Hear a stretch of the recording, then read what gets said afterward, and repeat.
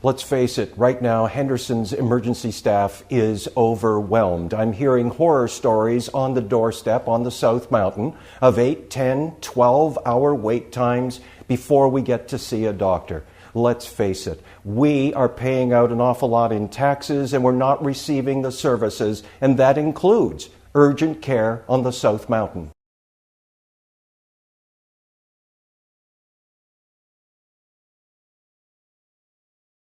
Sobe bicycles in the lower city have been a smashing success. Unfortunately, on the mountain, we're an afterthought again. Very few places offering Sobe bicycles. I believe we need to expand what is a successful program and give everyone on Hamilton Mountain the opportunity to enjoy the Sobe bicycle experience.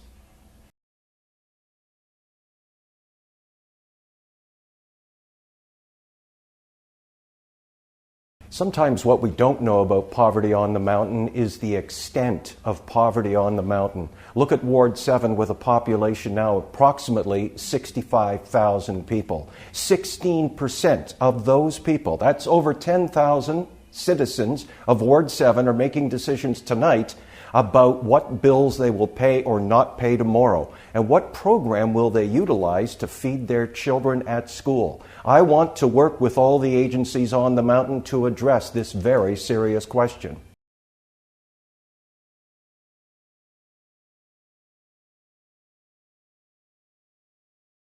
Once upon a time on Concession Street and at Lime Ridge Mall, there were community offices staffed by Hamilton police officers. Now we only have a very modern police station at Rymel Road and Turner Park. Look, this is a very, very big ward. We need an increased police presence. I would love to see the community police station open again on Concession Street, and I will work with the BIA here to make that happen.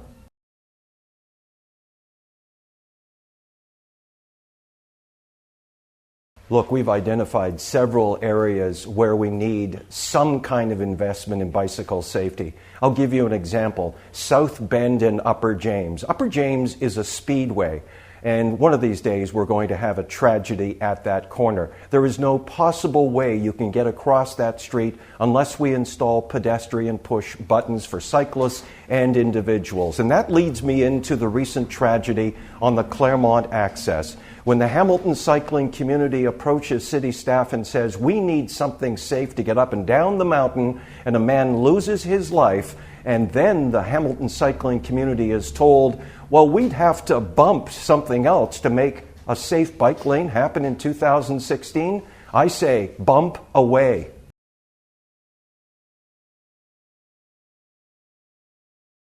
Well, it's uniform. People are telling me that their property taxes are too high. When I turn the question around and say, don't you really mean that you're okay with paying property taxes, but you're not receiving the services you expect for those property taxes? Cracks in the roadways, express buses that we can't find to use to get off the mountain, and finally, health care. You're paying high taxes, but not receiving what you expect in return.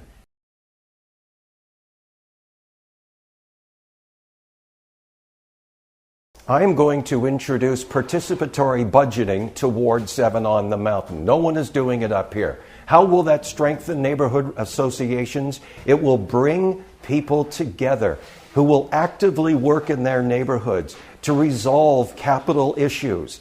I will allow you to vote on participatory budgeting measures and spend money in your backyard that is your money.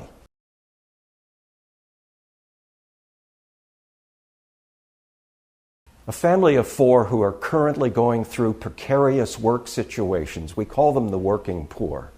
They're holding 2 and 3 jobs, and yet they're still not making ends meet. Well, a living wage would put extra dollars in their pockets, and the living wage would put extra dollars into the pockets of small business people.